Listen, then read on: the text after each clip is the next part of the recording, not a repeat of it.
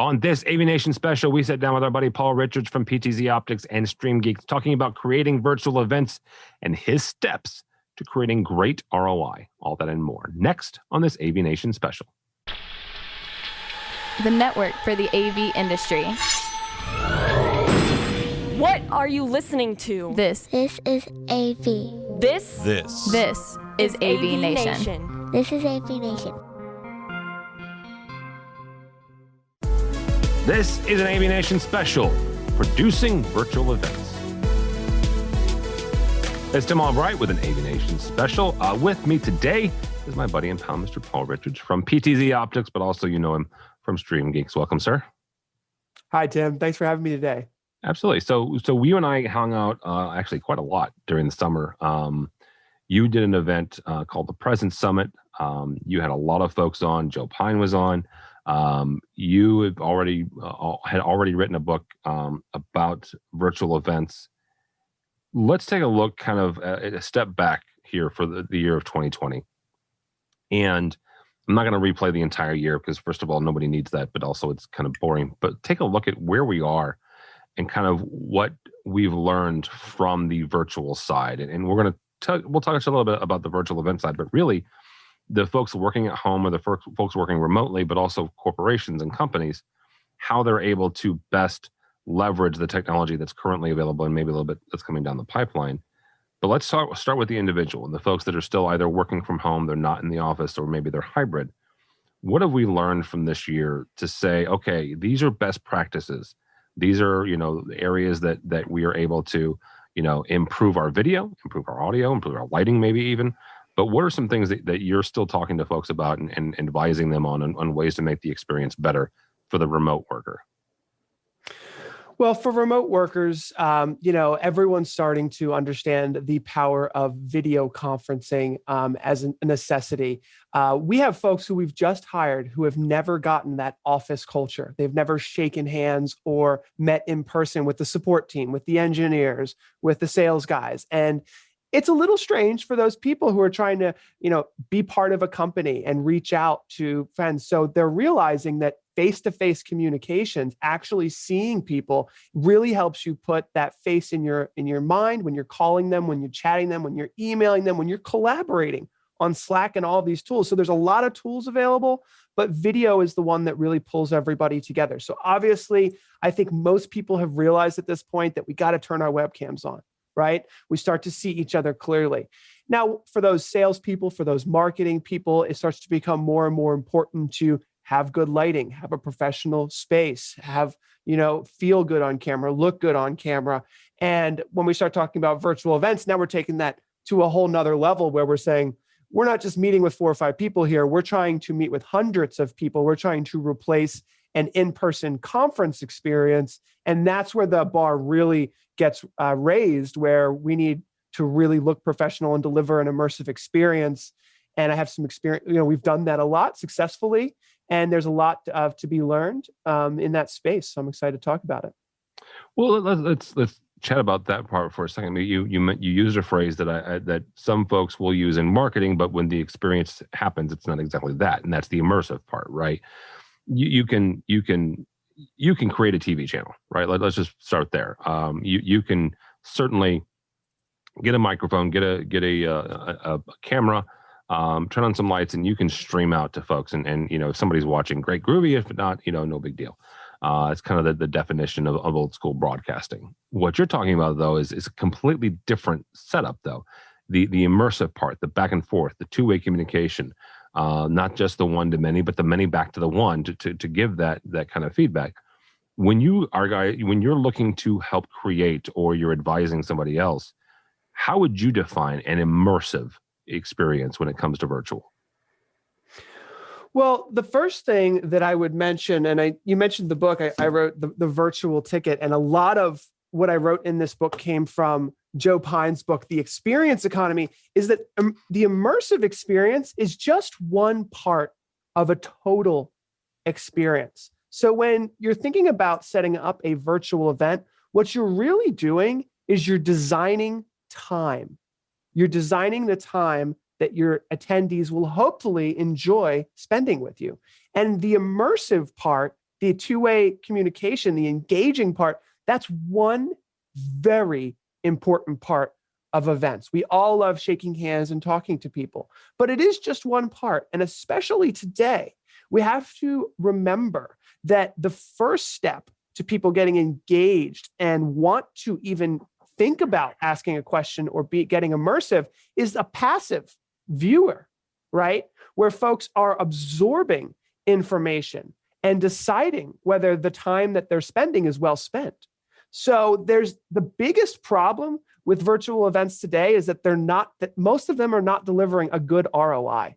And they've given virtual events they've given attendees a little bit of a bad taste in their mouth a lot of times. Should I really be spending a whole day, just absorbing information in a passive one-way, situation? Or how can I get immersive? So yes, getting immersive is important, but there's this whole tier and step of, getting the focus, getting the attention, making people feel like they're spending their time in a good way and a responsible way if they're doing so on the clock in a 9-to-5 format. So they're getting the education, you're providing them the value that you've promised.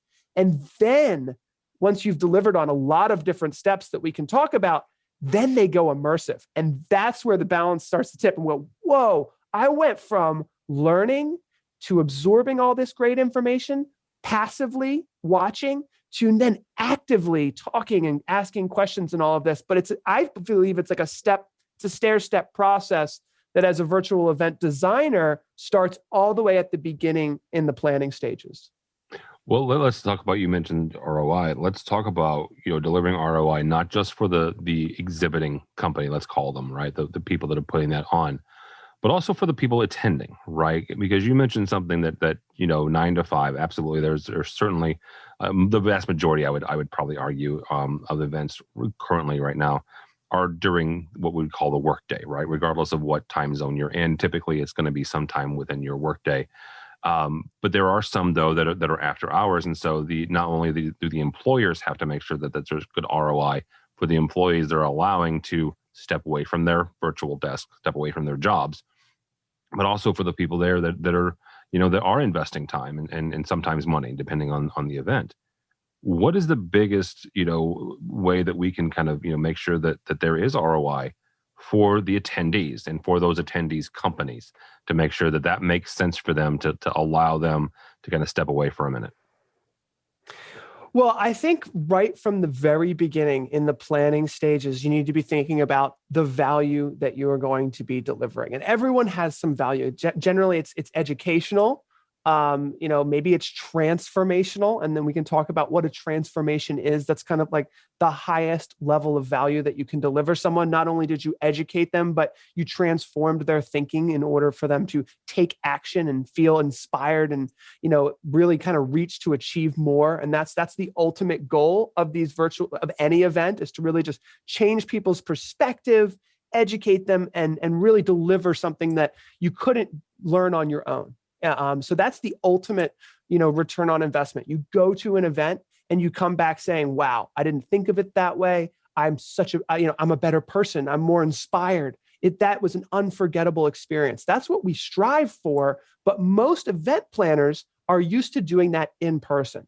And so it's been a very difficult thing for traditional conferences, for regular businesses who are very much used to shaking hands, putting on a show, building a giant trade show booth, to switch all of that virtual. So I've got some great ideas that we can talk about how to deliver the steps of gaining attention, focus, engaging, educating, entertaining, and invoking reactions and getting people to that point of a transformational experience. But let's talk about ROI, right? So the return is education, transformational experience. What's the investment? So one investment is time.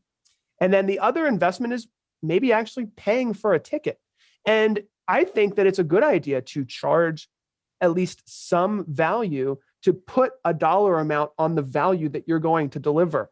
I would like to talk a little bit about that and pricing structures and strategies, because as soon as you pay money, you're saying, I value this. So internally, you're going, this is worth at least X for me because I believe in what I'm being pitched. Now, the virtual event manager's job in the very beginning is to market this event. And so for a lot of virtual events, they're talking about, what is this transformational experience that you're going to deliver? How are you going to do it virtually? Is it one way? Is it just a bunch of Zoom calls, right? Or do you have a virtual event platform that allows for social media connectivity and breakout rooms and things of that nature? But in general, I think that from the very beginning, the thinking around how you are portraying the value to attendees, it kind of gets a little, people aren't doing a great job of explaining what the virtual experience is going to be. A lot of these events are pitched as if it's going to be in person, and it's not in person, it's virtual. Yeah. So people need to truly understand that.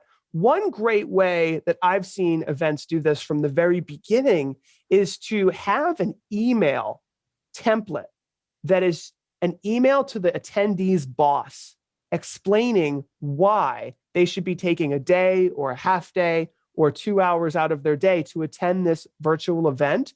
And so if I was a virtual event planner, that's where I would start. I would write an email to the attendee's boss and say, this is from the attendee to his boss or her boss, and say, this is why I need to take 4 hours out of my day. This is what's going to happen. This is how I'm going to actively participate. This is going to be the takeaway.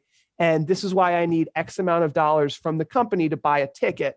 And then not only are you getting the buy-in from the attendee, because him or her is asking his boss for their time, but he's also asking possibly for a financial, obligation to say, yes, from the boss, spend $50 on this ticket. I approve that because the value looks like it's there. Now it's on the attendee's job to get that value out of the event. Yeah, certainly, absolutely. So let's kind of break down some of these things. Let's stay on pricing for a second. And you mentioned the fact that asking people for that investment, right? Not just the time investment, but also the money investment. So there are some certain schools of thoughts that say absolutely, folks that tend to pay a ticket tend to, that there's a higher retention rate, I guess is the industry vernacular there. So let's talk about pricing strategies, right? I mean, obviously, I shouldn't say nobody. There are very few folks that you would have to create a stupendous event for it to be $1,000 a ticket or $2,000 a ticket, but also you get all the way down to I'll change it. I'll charge $1, right? Well, that almost is basically free. So what are the structures? What are the strategies that when you talk to folks, how do you advise them on making sure that you find that balance? Well, in general, when we look at the overall economy, there's basically commodities, right, which are just low price goods that, you can't really add value on. It's just a commodity. Then you have goods and services, and they start to become more expensive because they're being customized for the customer. And services, in the pro AV space, we think about design and installation around goods and commodities. But then on top of goods and services, the way that Joseph Pine looks at the experience economy is above goods and services are experiences and transformations. I mean, there's a reason why when there were concerts, people would pay $100, $200 to see their favorite musician, way more than the CD cost. It's the same music, but the experience with that music is live and it's interactive and it's engaging and it's a group, communal, amazing, transformational experience when you go to a concert. And so it is, you can charge for it and you should. And money is used to amplify the experience. So it's very common to spend money for things that you think are going to be of value to you. So when we're trying to think about this realistically, I think that you have to think about, look, if the in-person ticket is $1,000, is the virtual experience truly going to be the same value as the in-person experience? Maybe not. Now, it's interesting to think about this from 2 points of view. One is the attendee, and the other point of view is actually the exhibitor and the sponsors who generally spend the most money on these events. The sponsors, the exhibitors, they can spend tens of hundreds of thousands of dollars paying the event managers for the exposure that they offer with the attendees. So there's two different people we're looking at here, and there's a balance. So it depends on every virtual event's different, but could the entire virtual event be subsidized by sponsors? Are there 4 or 5 sponsors that are willing to pay hundreds of thousands of dollars for the exposure that your event offers, and therefore allowing you to lower the ticket prices?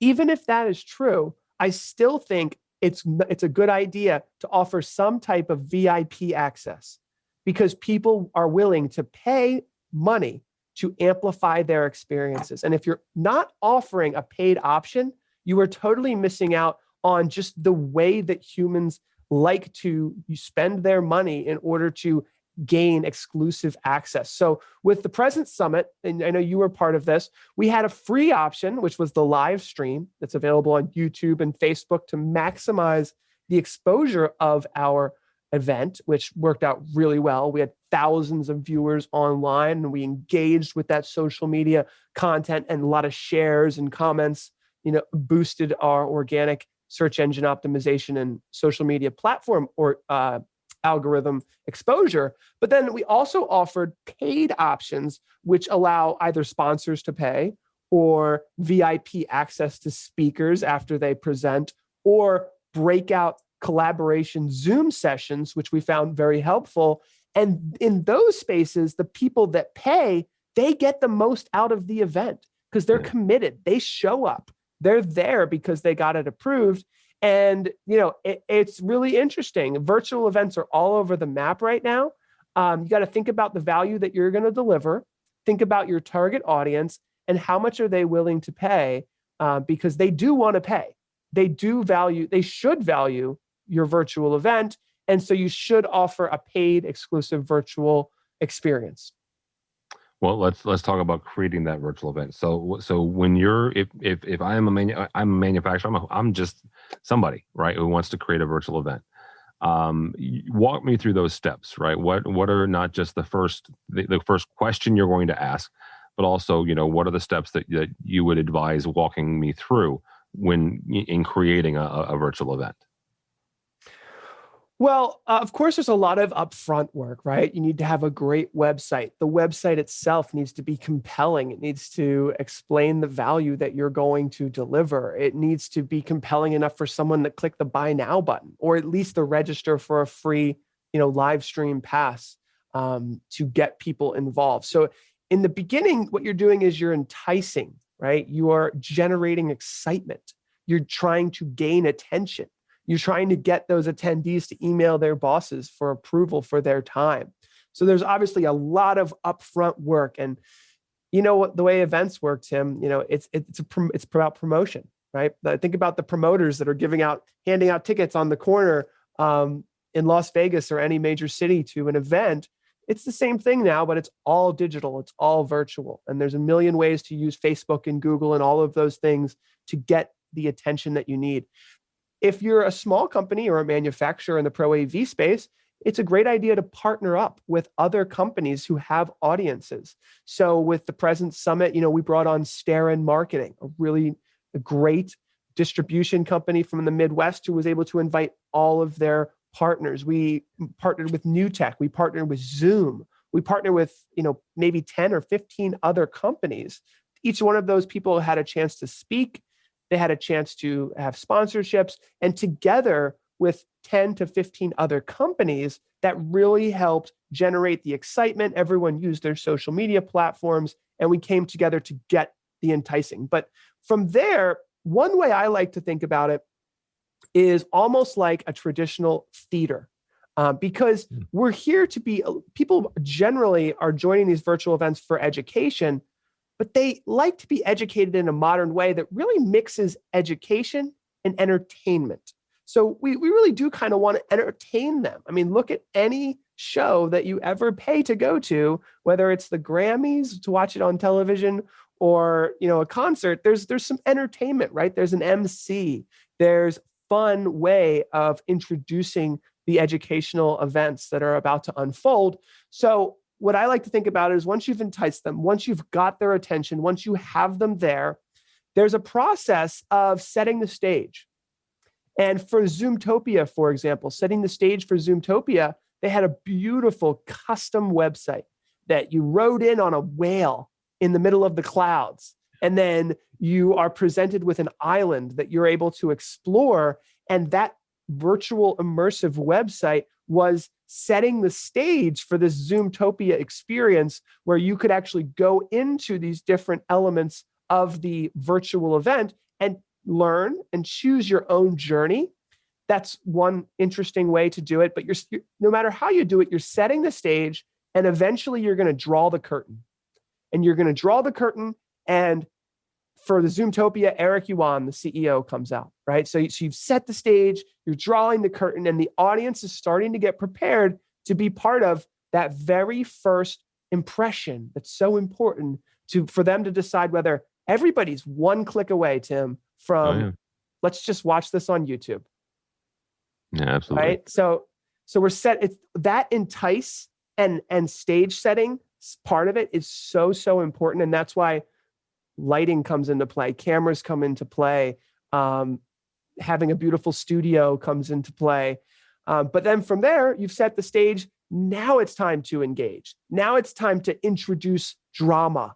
Now it's time to tell a joke. Now it's time to start ascending toward some type of climax where people go, wow, I'm about to climb this mountain with the CEO of Zoom. It's been a rocky road, right? I mean, it's been a crazy 6 months, and now he's going to explain the good and the bad, and it's important to kind of ascend to a climax, which could be multiple different panels. It could be pre-recorded videos. It could be engaging with viewers and comments. There's a million ways to kind of ascend, but it should be exciting. It should be fun. You're ascending to this awesome thing. Maybe it's a massive giveaway. Maybe there's a grand prize, some sort of amazing thing that everyone has come to see. A keynote speaker, Dave Matthews Band played at Zoomtopia. And then when you get to that climax, you want to plan that, right? If we're talking about designing a virtual event, you should know as an event planner, where is that spot that everyone's waiting for? We're going to this place. And then you want to coast into a resolution. What do you want your virtual event attendees to take away from this? Do you want them to buy your product? Do you want them to think about talking to your salespeople because now they better understand your service in the context of what they've just learned? So you coast into this resolution, and you've heard this one, Tim, but you want to make a classy exit, right? You've heard about that. Drop the mic, make a splashy exit. And then from there, you want to impress, you want to surprise, you want to thrill, and then you want to extend a little bit. You want to push the limits. You want to go the extra mile. This is where you have those virtual swag bags. This is where you introduce all of your attendees to a LinkedIn networking group where it's like, yes, the event's over, but it was so amazing. And now you have all these virtual friends, all these attendees. You can collaborate with them all year long in a Facebook group, in a LinkedIn space. Here's that additional extension of something that is real. And we have a Presence Summit group on LinkedIn that's quite active. And so these Facebook groups, these networking spaces, these virtual events can just become a catalyst for so much more. And again, I think that's another spot where virtual events, they think, it's over. Okay, it's over. Goodbye. When it should be it's so much easier to do a virtual event than an in-person event. Maybe they should be more frequent, and maybe they should be part of something larger that builds an ecosystem of collaboration and, teamwork and all those things that come with networking. That was a lot. So we'll let folks kind of unpack that. As we wrap up here, though, one last thing, and I would be remiss if I didn't ask you this. You in PTZ Optics, but also Stream Geeks, and if you're not familiar with Stream Geeks, you need to follow them on YouTube. Really, really great content.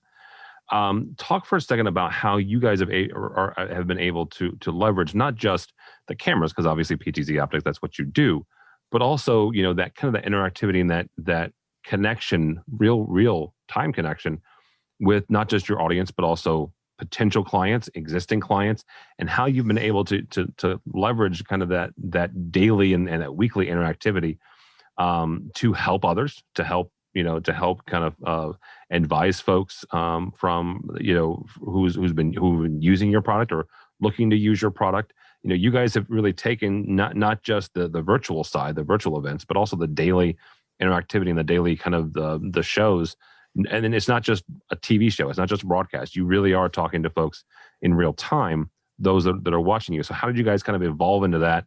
And what would you say if somebody's looking to do that kind of in their space? Obviously in your space, you make cameras, so it makes sense. But, in their space, maybe that doesn't make sense, but something else where they're able to have a touch point for their clients. Well, live streaming has become incredibly popular for that reason exactly, Tim. It's that authentic communication with audiences all around the world. Now, at a high level, let's be honest, this is part of our sales funnel, right? We're a business. We want to get people in touch with us. We want to educate them about our products, but we want to answer their questions. So something that I find interesting for a lot of businesses is that they don't seem to realize that a comment on a YouTube video is a real person. You should respond to them. A comment on a Facebook, post is a real person. You should respond to them. Responding to them is the most valuable thing that you can do. And surprisingly, I even just learned that recently. And I would say it's the new normal. It is the new normal of communicating with the world at large when it comes to your brand. It's normal for someone to post a comment on YouTube, on a YouTube video about the content inside of that YouTube video. It's the normal way to passively engage. And then your job is to get them to go from passive engagement to actively thinking about your business and engaging with you. And it does take some skill of prompting that engagement. So if you're going to make a YouTube video about your product, maybe you should say, comment below and let us know what you think about this, and actually invoke that engagement. Because what's happened for us, and this can happen for any business, is that when you get a large enough audience, like we have about 25,000 YouTube subscribers. Once you start to get around 5,000 or 10,000 subscribers, you get enough people watching your content, your live streams, your videos, and commenting that you get this beautiful golden loop where you ask a question, they answer it. The customers give you the features that they want to see in your next product. Your customers guide you to the partnerships that you should be thinking about. We release a new camera, the comments come in right away and they say, well, does it work with Wirecast? Does it work with OBS? Does it work with vMix? We know what our customers want just by reading the comments. Go ahead and engage with those people. Those are your customers. Those are your potential customers. It's not a world today where I don't think cold calling is as effective as it was 10 years ago. So there's this really big flip of inbound marketing as opposed to outbound marketing, and everyone's got to modernize. And this is just one important part of a huge modernization of communications that's going on. All right, that would be a good place to stop. Although he did mention 3 pieces of software that we should totally have Paul back on to talk about. So that would be the Wirecast, the vMix, and the OBS. So, Mr. Paul Richard, thank you, sir, from PTZ Optics. How do people get a hold of you or PTZ Optics or Stream Geeks?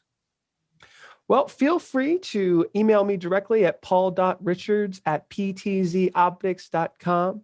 I still have just about enough emails that I like to still respond to them all. But of course, we check our Facebook. We answer YouTube comments. So check out our content and be part of that amazing community that we have, because we respond. And it's something that everyone should think about, because you'll see.